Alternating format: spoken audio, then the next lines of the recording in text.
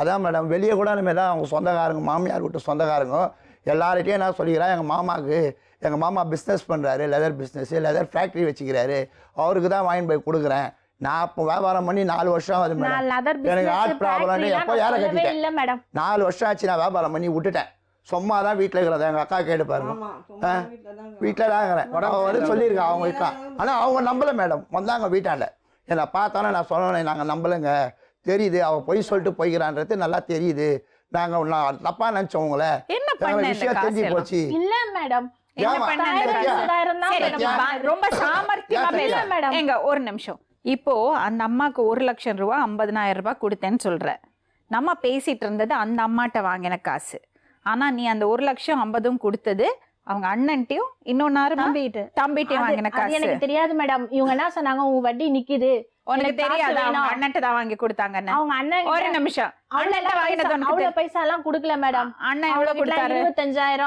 25,000 அப்படிதான் கொடுத்தாங்க மேடம். அதுக்கேத்த வட்டி நான் கொடுத்துட்டு தான் இருந்தேன். 25,000 மட்டும் ஆமா 25,000 அண்ணன் 25,000 கொடுத்தாங்க. 25,000 தான். ஆமா 25,000 அண்ணன் கிட்ட. பழனி என்ன 50,000 கொடுத்ததை நான் திருப்பி கொடுக்கலையா?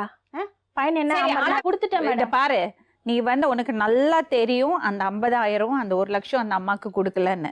அவங்க அண்ணனுக்கும் தம்பிக்கும் தான் கொடுத்துருக்க நல்லா தெரியும். ஆனா நீ மிக்ஸ் பண்ற, என்ன கன்ஃபியூஸ் பண்றதுக்காக. என்ன பண்றாங்கன்னா, அந்த அம்மா ரொம்ப இன்னசென்ட்டா இருக்காங்க. அந்த அம்மா வந்து கொடுத்த காசு வேற கணக்கு. அந்த அம்மாட்டோட அண்ணன்ட்டையும் தம்பிட்டையும் வாங்கியிருக்காங்க, அதை தான் திருப்பி கொடுத்துருக்காங்க. அதை வந்து நான் உனக்கு 1 லட்சம் கொடுக்கல 50,000 கொடுக்குறேன்னு சாமர்த்தியமா பேசி அந்த அம்மாவை மடக்குறாங்க. இடமா சரி மேடம், என் பேரை சொல்லி எதுக்குமா நீ வாங்கினேன்? தப்பு தானே. பேரை சொல்லி நான் வாங்கல. அப்ப வந்தாங்களேமா எல்லாம் வந்து கேளுங்க. அப்ப மாமா பேரை சொல்லி தான் வாங்கியிருக்கேன். எல்லாம் வந்தாங்க. எவ்வளவு நம்பனே நானு. இல்ல மாமா, உங்க பேரை தான் மாமா பேரை சொல்லி மாமா தோல் பிசினஸ் பண்றேன்னு சொல்லி நீ வாங்க சொல்லி தான் வீட்டால காணாம போயிரா. இவ காணாம போய்கிட மேடம். 2 நாள் நான் நம்பவே இல்லை. இவங்க வந்தாங்க எங்கள் வீட்டுக்கு வந்து அழுதாங்க, வீடு போட்டுக்குது, செல் ஆஃப் ஆயிடுச்சு. நான் அப்படியே சொன்னேன், எங்கேயும் போயிட மாட்டாங்க, ஏதாவது பேலன்ஸ் இது இருந்திருக்காரு, சார்ஜ் இருக்காது. கண்டிப்பாக 2 நாளைக்கு நான் நம்பவே இல்லை. இந்த பையன் கம்ப்ளீட்லி இன்னசென்ட் கிடையாது. அவரும் காசைப்பட்டு காசு வாங்கி கொடுத்திருக்காரு. அந்த அம்மா வந்து வட்டிக்கு விடுறது அம்மா, வட்டிக்கு விட்டுட்டு இருந்திருக்காங்க. சோ இவங்கள டோட்டலா நம்பி இவங்க வந்து நல்லா எக்ஸ்ப்ளாய்ட் பண்ணிருக்காங்க அந்த அம்மாவை. அப்போ எல்லாருமே அதிக வட்டிக்கு ஆசைப்பட்டிருக்காங்க. இவங்க என்ன பண்றாங்க, எல்லாமே பண்ணி வட்டிக்கு வெளியே விடாம எல்லாமே அவங்க வீட்டு செலவுக்கு செலவு பண்ணிட்டாங்க. அப்படியே ரொட்டேஷன் இங்க வாங்கி அங்க வீட்டுக்கு செலவு பண்ணிட்டாங்க. யாருக்குமே கொடுக்கல. அதுதான் ப்ராப்ளம். லட்சமா கடன் வாங்கிருக்காங்க. அதனால கடன் ஆயிட்டாங்க. அதான் உண்மை. 40 லட்சம் நான் வாங்கி நான் என்னக்கா பண்ணேன்? வாங்கினாங்க, நீங்க வாங்குனீங்கன்னு சொல்லல. யாருமே நீ வட்டியோட சேர்த்து வரும்னு நீங்க சொல்லிருக்கீங்க. வட்டியோட சேர்த்து வரும். அதான் சொல்லிட்டேன், 50 லட்சம் கொடுத்த அக்காவுக்கு நான் கொடுத்துறேன். 3 லட்சத்துக்கு நான் வட்டி கட்டினேன்ல. எத்தனை வருஷமா கட்டுறேன்? எத்தனை வருஷமா கட்டுறேன் உங்களுக்கே தெரியாது. 2012ல இருந்து கட்டினீங்களா?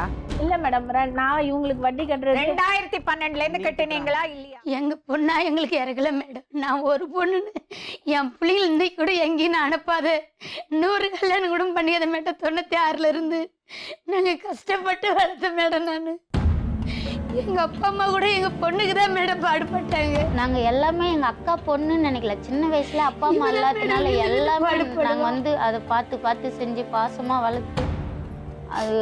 ஆனா எங்களுக்கு கரெக்டான பதில் அவங்க சொல்லவே இல்லை மேடம். ஒருத்தர் சொல்றாங்க 5 மணிக்கு அவ இருந்தான்னு சொல்றாங்க. ஆனா இவங்க மாமனார் என்ன சொல்றான், 3:30 மணிக்கு இறந்துட்டா அவன் பொண்ணுன்றாங்க.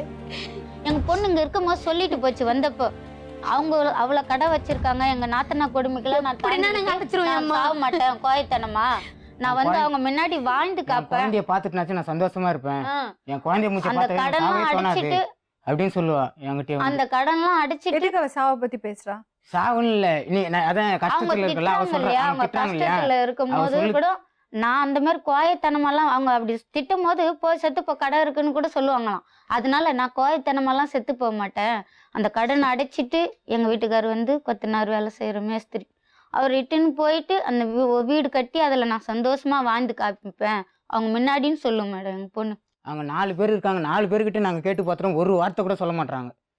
எப்படி சத்தம் எல்லாம் அமைதியா அப்படியே உட்கார்ந்து இருக்காங்க. அந்த பொண்ணுக்கு நாங்க தான் மேடம் பேசணும். நம்ம விட்டு பொண்ணு போச்சு நாங்க தான்.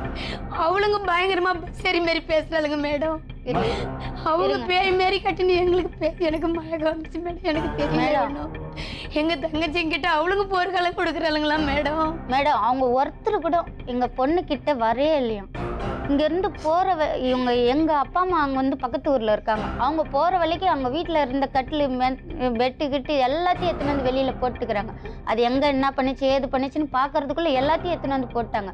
அந்த பொண்ணு எந்த இடத்துல போய் போட்டுக்குச்சுன்னு கேட்டா உள்ளார பெட்ரூம்ல போட்டுக்குச்சு, உள்ள இருந்தது, உள்ள இருந்துச்சுன்னு சொல்றாங்க மேடம். நான் அதுக்கு முன்னாடி வந்து 26ஆம் தேதி நான் ஒரு கல்யாணத்துக்காக போனேன். அப்ப போனப்ப கட்டில் வந்து வெளியில இருந்துச்சு. ஏமா வெளியில தீனு வந்து போட்டிருக்கா அப்படின்னு நான் கேட்டேன். ஏமாம்மா உள்ள நான் ஒண்டியா இருக்கு, பயமா இருக்கு, இவங்க எல்லாரும் வெளியில பத்துக்கிறாங்க, அதனால நாங்க ஆள்ல கொண்டு வந்து போட்டுக்கணுமா அப்படின்னு சொல்லிச்சு. அவங்க சொல்றாங்க மேடம் அந்த உள்ள போய் ஆத்தாலும் பொண்ணு கதவு சாத்தின்னு பத்துக்குனாங்க. அந்த பத்துக்குன்னா அப்புறமே பார்த்தா தொங்குது அந்த பொண்ணு அப்படின்னு சொல்றாங்க. அந்த கட்டில் நான் சொல்றேன் அது வெளியில இருக்குன்னு மேடம். அது எங்களுக்கு டவுட்டா இருக்கு. ஒருத்தர் சொல்றாங்க மேடம் புடவையில போட்டுக்குச்சுன்றாங்க, ஒருத்தர் சொல்றாங்க சால்ல போட்டுக்குச்சுன்றாங்க மேடம். அதை நீங்க எப்படி போய் பாத்தீங்க? அந்த பொண்ணு கட்டி இருந்தாவா? சொல்ல மாட்டாங்க, எதுவுமே சொல்ல மாட்டாங்க. ஒருத்தங்க சுடிதார் போடுறாங்க, புடவை கட்டிக்கிறேன், புடவை போட்டா கயிறு தெரியாதுன்னு சொல்றாங்க. கயிறு போட்டிருந்தா கயிறு தெரியும்.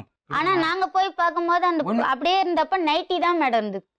தூக்கிட்டு போற வரைக்கும் நைட்டியோட தான் தூக்கிட்டு போனாங்க. அது முதல்ல சரியா எங்களை பாக்குறதுக்கு விடல, சரியா இது பண்ண விட, அதுக்கு சடங்கு செய்ய விடல. அவங்க எல்லாம் அவசரமா எடுத்துட்டு போய் எல்லாம் அடக்கலம் பண்ணிட்டாங்க மேடம்.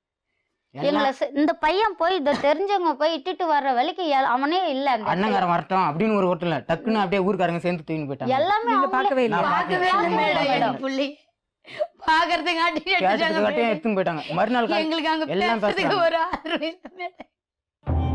எல்லாம் சொந்தக்காரங்க பக்கத்துல இருக்காங்க, பாத்துக்கலாம். அவங்க சொல்லி கொடுத்து எங்க பாப்பா நைட் ஆனா எனக்கு வேலையை விட்டு வரும்போது எங்க பாப்பா எனக்கு ஃபோன் பண்ணோம்.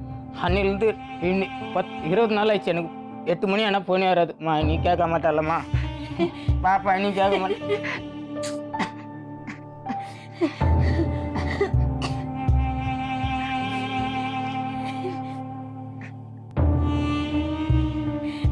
இதுல இருந்து நல்லது கேட்ட துணி எல்லாம் கூட சுடி தரலாம், நைட் எல்லாம் கூட மேடம் 4 நாள் 5 நஞ்சு நான் தான் மேடம் எடுத்து கொடுப்பேன். எல்லாமே எங்க வீட்டுக்கார கஷ்டமா சாப்பாட்டு கூட வழி இல்லைன்னு சொல்லிட்டு இங்க வந்து தாத்தா பாட்டி கிட்ட எங்க கிட்ட இன்னொரு அக்கா பெங்களூர்ல இருக்காங்களே, நாங்களாம் போவோம் தூரமும் அந்த பொண்ணுக்கு எதுனா கொடுத்துட்டு தான் வர மாட்டோம், சும்மா வர மாட்டோம். அதே மாதிரி நாங்க வாங்கின்னு போயிட்டு எல்லாம் நல்லா கொடுத்துட்டு பார்த்துட்டு நாங்க வந்து எங்க அக்கா பொண்ணு நினைக்கிறேன். ஏன் நேத்து சாவு எடுக்கும்போது சொல்றானே எவனும் அன்னைக்கு பேசுறாங்க. சாவு எடுக்கும்போது எவனும் கட்டின்னு உட்காந்துங்கிறாங்க மேடம். தின்ன மேல அன்னைக்கு தலை வச்சு போட்டுன்னு புது புடவை கட்டின்னு உட்காந்துங்கிறாங்க மேடம். என் பையன் ஓவர் எரிஞ்சு போய் நடிப்பாங்களே, என் முட்டு பிள்ளைய சாவ வச்சு புது அதுக்கு அடிக்க ஓடிறாங்க மேடம் என் பிள்ளைய. எங்களுக்கு பேசி வெளியே துரத்தி விட்டாங்க. அதாவது உங்க மருமகம் இல்லாம அந்த வீட்டுக்குள்ள நீங்க நொய்ய கூடாது. உடையும் வராம அதே பார்த்தோம். உடையும் வராம இப்ப கல்யாணம் பண்ணி கொடுத்தா தெரிஞ்சு சொந்தக்காரங்க வராம கல்யாணம் பண்ணி கொடுத்து கேட்டா அமைதியாக்குறாங்க. மறுநாள் கல்யாணம் போய் பாப்பாக்கு ட்ரெஸ் ஒரு குழந்தைக்கு ட்ரெஸ்ஸுக்கு ஒரு ட்ரெஸ் கூட இல்ல. போய் கேட்டவனே உடை வராம எதுவுமே எடுக்கூடாது, நான் கொண்டா 1 லட்சம் குத்து வச்சிருக்கேன், நீங்க அதை எடுத்து போயிட்டீங்க. அந்த இறந்து போனல இருந்து யாருமே சட்டை பண்ணல, இன்னும் ஒரு வார்த்தை கூட கேட்கல போன்ல. நேத்து அது முந்தா நாள் வந்து இங்க வர்றதுக்கு வந்து அப்போ இங்க வாசப்புள்ள வரும்போது கால் வந்துச்சு. அவர் அப்பா பண்ணி என் பொண்ணு கிட்ட பேசணும்னு சொன்னார். அப்புறம் அந்த பொண்ணு பேசலன்னு சொல்லி சொன்ன உடனே அவர் வச்சிட்டாரு. எங்க பொண்ணுக்கு என்னன்னு தெரியல மேடம் எனக்கு. ஆனா என் பொண்ணா சாவறதுக்கு அவங்க தானா இறந்துட்டாங்க சொல்றாங்க. எப்படி மேடம் தானா இறக்கும்? ஆம்புலன்ஸ்ல கூட்டிட்டு போனோம்னு சொல்றாங்க. ஆம்புலன்ஸ்ல கூட்டிட்டு போனா கேஸ் போட்டிருப்பாங்க இல்லையா அப்படின்னு சொல்றாங்க. ஆனா எப்படி கூட்டிட்டு போனா ஒரு வார்த்தை கூட வாயே திறக்க மாட்டாங்க. நாங்க கேட்டா எங்களுக்கு ஒழுங்கான பதிலே வரல. சந்தேகம் இருக்கு. ஆமா மேடம் எங்களுக்கு சந்தேகம் இருக்கு மேடம். சொல்லல. ஏன் இவ்ளோ டிலே பண்ணீங்க வரதுக்கு? அங்கிள் இருக்காரு, அம்மா சின்ன வயசுல இருந்து வேலை செஞ்சிருக்காங்க. மணலில இருக்கோம். சின்ன வயசுல இருந்து வேலை செஞ்சால 16 வருஷம் தெரியும். ஆண்டி அங்கிள் வந்து பொறுப்பா பாத்துக்கோங்க, அவங்க பொண்ணு மாரி பாத்துக்கோங்க. அவங்கதான் மேடம் அவங்கள வச்சுதானே ஒரு குண்டு மணி கூட எடுப்பேன். என் இஷ்டத்துக்கு நான் போய் எடுக்க மாட்டேன். அவங்க கிட்டதான் 1 ரூபாய் சேர்த்து கொடுத்து அவங்கதான் எடுத்து கொடுத்தாங்க. அப்பயும் அவங்க சொன்னாங்க மேடம் இவ்வளவு சின்ன வயசுல நீ கட்டி கொடுக்காது சித்ரா அப்படின்னாங்க. அவங்க பேச்சு கேட்கல. என்ன வயசுல கல்யாணம் பண்ணி கொடுத்தீங்க? 17 வயசு மேடம். அவருக்கு வந்து அப்போ என்ன வயசு? 30 வயசு மேடம் அவனுக்கு. அப்பவே சொன்னாங்க மேடம் மாப்பிள்ளை நல்லா இல்ல, அது அந்த கிராமத்துல வேணாம், இது இங்க வளர்ந்த பொண்ணு அப்படின்னு சொன்னாங்க. இவனுக்கு ஒரு ஆதரவா அவங்க ஊர்ல ஆதரவா இவனுக்கு இருக்கும். ஒரு இடத்துக்கு போய் நம்ம ஊருக்கே போயிடலாம், நம்மளுக்கு இங்க கஷ்டப்பட முடியுமா?